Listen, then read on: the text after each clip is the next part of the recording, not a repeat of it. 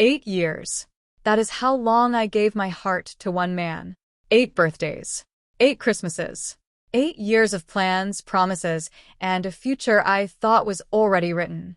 And then, in one single afternoon, all of it turned into ashes. I found out my boyfriend was getting married. Not to me. To someone else. Someone I knew very well. Someone who used to call me sister. What happened next was not a scene of crying and screaming. There was no shouting, no breaking of plates, no dramatic slap across a face. Instead, there was something far more dangerous. There was silence. Because sometimes the quietest reaction is the one that ends up changing everything.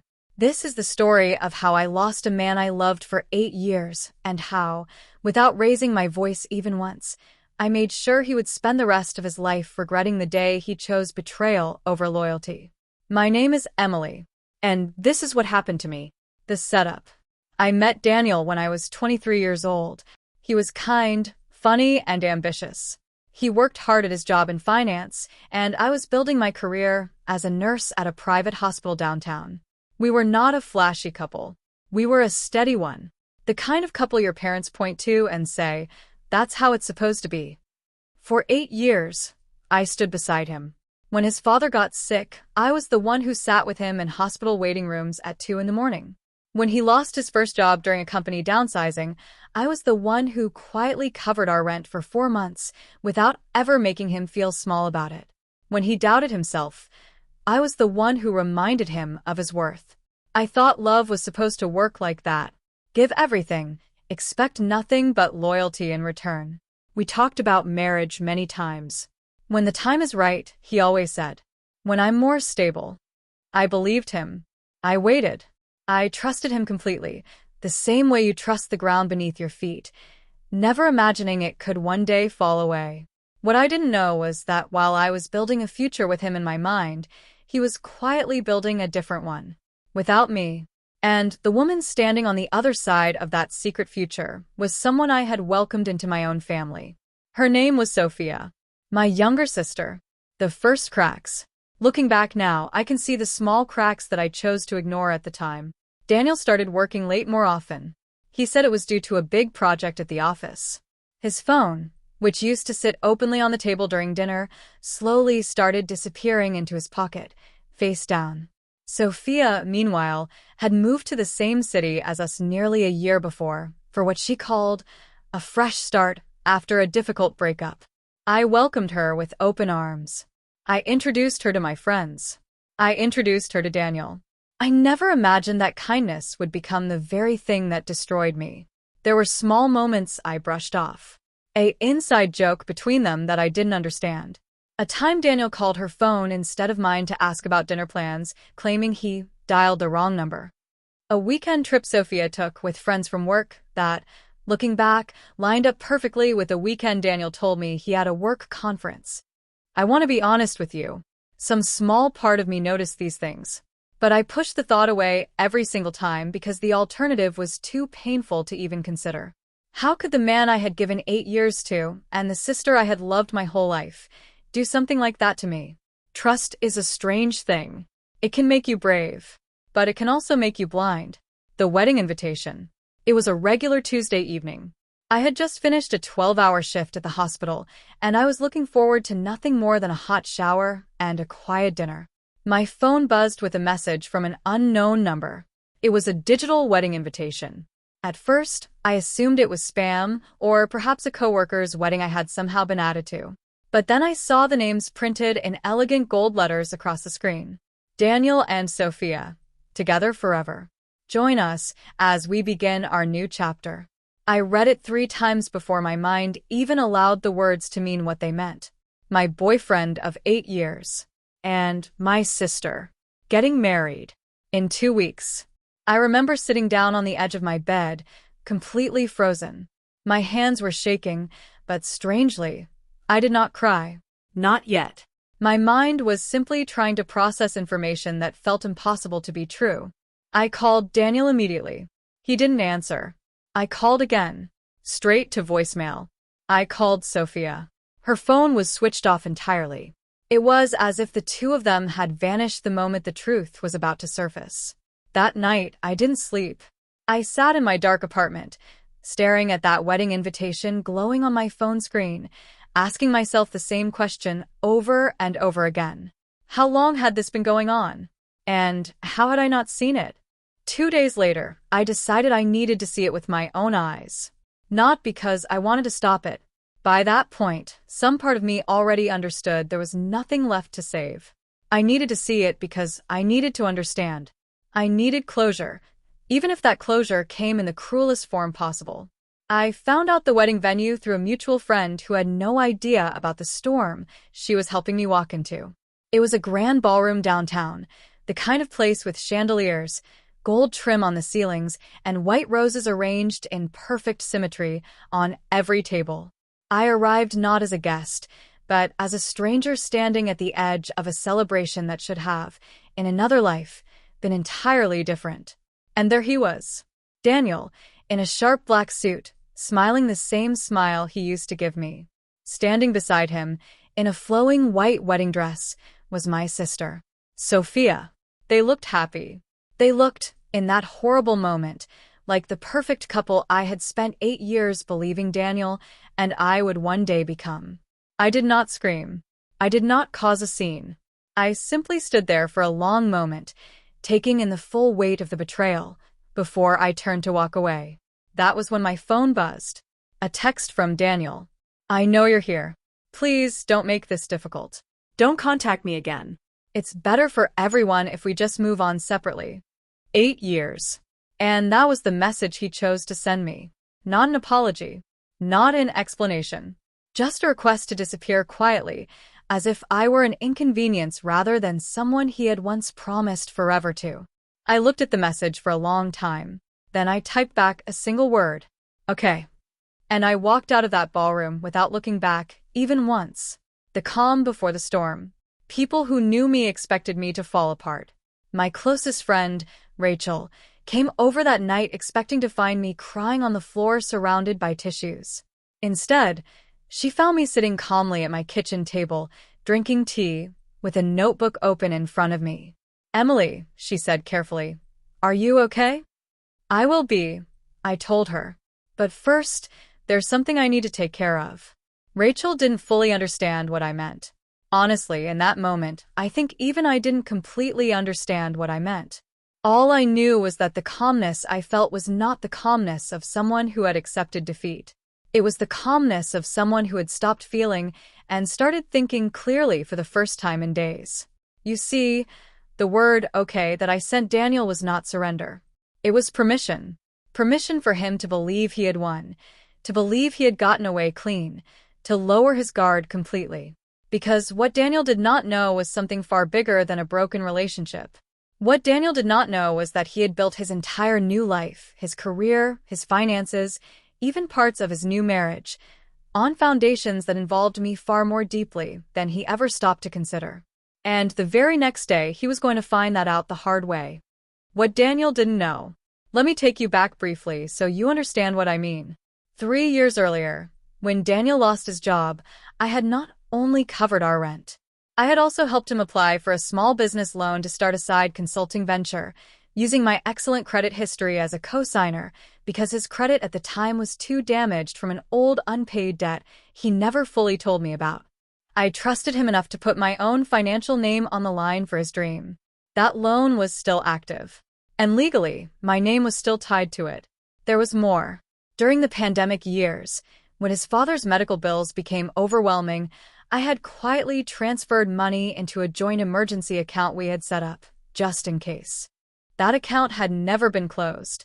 Daniel, in his rush to plan a secret wedding, had completely forgotten that account still required both our signatures to access any large transaction. And finally, the apartment we had lived in together for the past 2 years, the one Sophia had been quietly moving her belongings into for the past several months without my knowledge, was under a lease that had my name on it as the primary tenant, not Daniel's.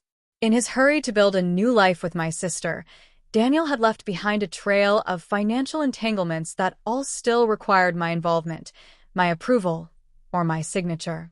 He thought he could simply text me, "Don't contact me again," and walk away clean. He had no idea how tangled his new beginning still was with the woman he had just discarded. The first move. The morning after the wedding, I made one phone call. Not to Daniel. Not to Sophia. But to the bank that held our joint emergency account. I explained, calmly and honestly, that due to a sudden change in my personal relationship status with the co-holder of the account, I wanted to place a hold on any further withdrawals until the account could be properly reviewed and divided. This was completely within my legal right, since both signatures were required for major transactions, and I had never once misused that right before. The bank representative informed me that, coincidentally, there had been an attempted large withdrawal from that very account just hours earlier that morning. It had been declined, due to the missing second signature.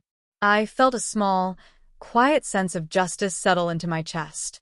Daniel had likely tried to pull funds for his honeymoon, or perhaps to pay off some final wedding expenses, assuming the account was still fully accessible to him. It was not. My second move was simpler, but in some ways more significant.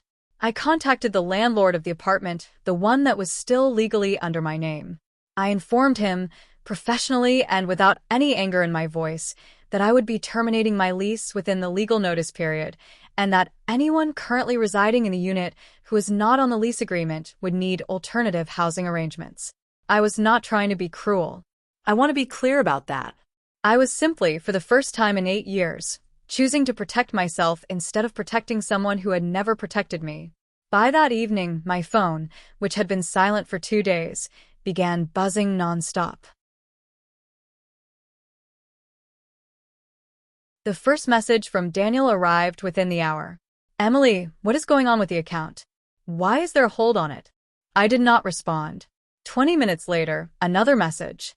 "Emily, the landlord just called Sophia, saying we have 30 days to vacate. What did you do?" I still did not respond. Then came a phone call. I let it ring out completely. A second call. I let that ring out too. Finally, a longer message arrived, and this time, the tone had shifted completely from frustration to something closer to desperation. "Emily, please. I know things ended badly. I know I hurt you. But this isn't fair. You're punishing me for choosing happiness. Can we please talk like adults?" I read that message several times. The audacity of it struck me deeply. He had spent 8 years allowing me to build a life beside him, only to abandon that life the moment someone more exciting came along. And now, faced with the natural consequences of his own decisions, he was asking me to be the reasonable one. I finally responded, keeping my message short, calm, and completely without anger. "You asked me not to contact you again. I'm simply respecting that request by handling matters that involve only my name, my credit, and my lease, separately from you. There is nothing personal in any of this. It is simply business."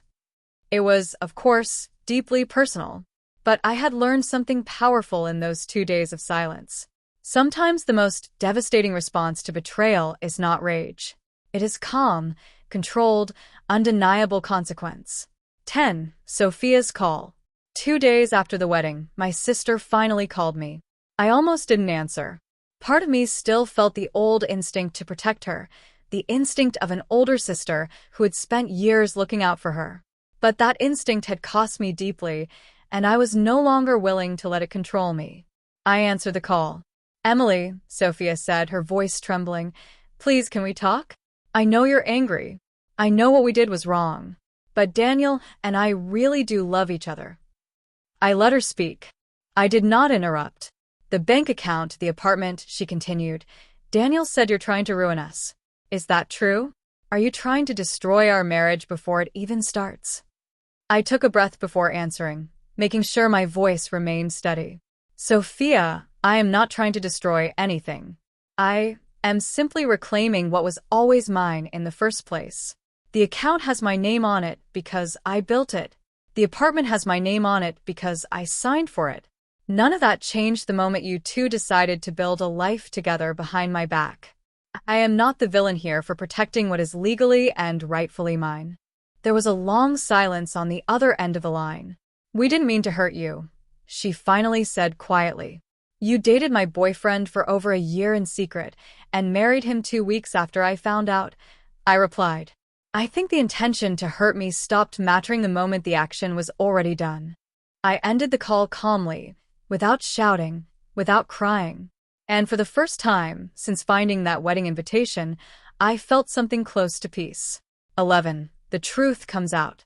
What neither Daniel nor Sophia expected was that their secret relationship had not been quite as secret as they believed. Rachel, my closest friend, had overheard a conversation months earlier between two of Daniel's co-workers, joking about how he was playing it close with someone, though at the time, neither Rachel nor I had any idea who that someone was. Once the wedding invitation surfaced, Rachel quietly reached out to those same co-workers, not out of revenge, but simply out of her own protective anger toward what had been done to me. What she discovered painted a much darker picture than even I had imagined. Daniel and Sophia's relationship had not begun after Sophia's fresh start breakup, as she had always claimed.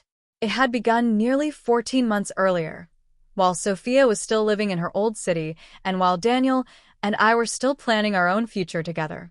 There had been hotel receipts, shared calendar invites under fake names, even a brief, unexplained absence from a family dinner that Sophia had skipped, claiming illness, which actually lined up with a weekend trip she and Daniel had taken together. The fresh start Sophia had spoken of when she moved to our city had never truly been about leaving behind a painful breakup. It had been about moving closer to a relationship that was already secretly underway, using me, her own sister, as the unknowing bridge that gave her easy, trusted access into Daniel's life. I will admit, learning this hit me harder than the wedding invitation itself, because it meant the betrayal had not been a sudden mistake, a moment of weakness. It had been planned and protected for over a year, while I continued loving both of them without the smallest suspicion. But this truth, painful as it was, also gave me something important. It gave me clarity. And clarity, I would soon learn, is a powerful weapon. 12. Taking the high road quietly. I want to pause here and be honest with you about something. I never set out to destroy Daniel and Sophia in some dramatic, vengeful way. I never hacked their accounts, never spread their secrets to friends and family for public humiliation, never tried to sabotage their wedding day itself. My approach was simple. I protected what was mine, legally and financially, without apology. I removed myself entirely from their new life, every account, every shared responsibility, every connection that tied me to their future. And I let the natural consequences of their own decisions unfold without any further interference from me. This, it turns out, was more than enough. Within 3 weeks of their wedding, Daniel and Sophia were scrambling to find new housing since their 30-day notice period had expired. The business loan I had previously co-signed for Daniel's consulting venture came up for its annual review, and without my financial standing attached to it any longer, the bank required Daniel to either pay off the remaining balance immediately or find a new co-signer, something his still recovering credit history made extremely difficult. Daniel's consulting business, which had never fully recovered from its rocky start, began to struggle even more under this sudden financial pressure. Clients who had once worked with him through mutual connections, many of whom I had personally introduced him to during our years together, slowly began distancing themselves, not out of cruelty, but simply. Of course, in a family, secrets like this never stay contained for long. My parents, who had always loved Daniel like a son, were devastated to learn the truth, not just about the betrayal itself, but about how long it had been hidden from everyone. My mother called me crying the night she found out, apologizing over and over for not seeing the signs sooner. My father, a quiet man who rarely expressed strong emotions, simply said one sentence that stayed with me for a long time. I am proud of how calmly you've handled something that would have broken most people. Sophia, on the other hand, found herself increasingly isolated. Several family members, upon learning the full timeline of her secret relationship with Daniel, chose to distance themselves from her, not out of dramatic punishment, but simply out of quiet disappointment. Family gatherings that once included her easily now felt tense and complicated. She was no longer simply the younger sister. She had become, in many people's eyes, the sister who had betrayed her own blood for a relationship built on secrecy. I never asked anyone to take my side. I never demanded family members choose between us. But betrayal, especially one this deep, has a way of revealing people's true characters all on its own, without any outside push needed. 14. Daniel's breaking point. About 2 months after the wedding, I received an unexpected message from Daniel. It was longer than any message he had sent before. Emily, I don't know if you'll even read this, but I need to say it. Everything is falling apart. The business is struggling. We had to move into a small apartment we can barely afford. Sophia and I argue constantly now, mostly about money, but I think really about everything that happened to get us here. I keep thinking about the 8 years we had, and I don't understand how I let myself throw that away for this. I'm not asking you to fix anything. I just needed you to know that I see now what I lost and what I broke. I sat with that message for a long time before responding. Not because I felt the urge to comfort him, but because I wanted to make sure my response reflected exactly where I stood, with complete honesty and zero remaining attachment. Daniel, I appreciate you telling me this. But I want to be clear about something. I am not responsible for fixing the consequences of choices you made without me. For 8 years, I gave everything I had to build a life with you. You chose, secretly and deliberately, to build a different life instead. The struggles you're facing now are not punishment from me. They're simply the natural result of decisions you and Sophia made together. I genuinely hope you both find a way to make things work, or find peace if you don't. But that journey no longer includes me, and honestly, it shouldn't. I never received a response after that message. And honestly, I never needed one. 15. Rebuilding my own life. While Daniel and Sophia were struggling to hold their new life together, I was quietly, steadily, rebuilding mine. I moved into a smaller apartment of my own, one that felt entirely mine for the first time in years. I threw myself back into my work at the hospital, finding a renewed sense of purpose in caring for patients who needed steady, calm hands during their most difficult moments, something I had plenty of practice giving, even after everything I had been through. Rachel encouraged me to start journaling, something I had never done before. At first, the pages were filled with anger and confusion. But slowly, over the weeks and months, the entries shifted into something different. Gratitude, Clarity. even eventually hope. I started spending more time with old friends I had drifted from during my years with Daniel. I picked up hobbies I had abandoned long ago, like painting and hiking. Slowly, piece by piece, I began rediscovering who Emily was, separate from who Daniel's girlfriend had been for 8 years. About 6 months after the wedding, I met someone new, through a mutual friend at a small community fundraiser event. His name was Marcus. He was thoughtful, steady, and most importantly, completely honest from the very beginning. Our relationship grew slowly, without rush, built on something Daniel and I had apparently never truly had: complete trust. 16. A final, unexpected encounter. Almost a year after the wedding, I ran into Daniel by chance at a grocery store near my new apartment. He looked tired, older, somehow, despite barely a year having passed. We stood there for a long, awkward moment before either of us spoke. "Emily," he said quietly, "you look happy." "I am," I told him simply. He nodded slowly, glancing down at the grocery basket in his hands, filled with simple, budget-conscious items, a small but visible sign of how much his life had changed. "I really am sorry," he said, "for everything. I know that probably means nothing now." I considered his words carefully before responding. "It means something, Daniel. Just not what it would have meant a year ago. I've made peace with what happened. I hope, eventually, you and Sophia find peace too, whatever that looks like for you." There was no anger in my voice. No bitterness, just quiet acceptance of how far I had come. "For what it's worth," he added, "you handled everything better than I ever could have. You never even raised your voice." I offered him a small, genuine smile. I didn't need to raise my voice, Daniel. The truth was loud enough on its own. We said a brief, polite goodbye and went our separate ways. I never saw him again after that day. I share this story with you not for sympathy, and not even purely for the satisfaction of seeing betrayal meet its natural consequences. I share it because I believe there is an important lesson buried inside everything that happened to me. When someone betrays you deeply, your first instinct might be anger, revenge, the desire to scream and fight and make them feel as much pain as you are feeling. And while those emotions are completely valid, completely human, I learned something far more powerful in the quiet aftermath of my own heartbreak. Sometimes, the strongest response to betrayal is simply protecting yourself, calmly and firmly, while allowing the other person's own choices to create their own consequences. I did not seek out ways to destroy Daniel and Sophia's life together.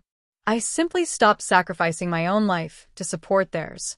And in doing so, the truth of their choices, the fragile foundation their relationship had been built on, revealed itself naturally over time. Loyalty, once broken, cannot simply be demanded back through anger or punishment. But peace, real peace, can be built through quiet strength, clear boundaries, and the simple, powerful act of choosing yourself, even when it feels like the hardest choice in the world. 8 years of my life were given to someone who, in the end, chose secrecy and betrayal over honesty and loyalty. But those 8 years did not define the rest of my story. They were simply one chapter, painful as it was, in a much longer journey toward a life built on trust, peace, and people who choose me, openly and honestly, every single day. If you're going through something similar right now, I want you to remember this. You do not need to scream, fight, or seek dramatic revenge to find justice. Sometimes, simply choosing yourself, calmly and completely, is the most powerful form of justice there is. Thank you for listening to my story. If it touched you in any way, I hope you carry its lesson forward into whatever chapter of your own life you are currently writing. End of script.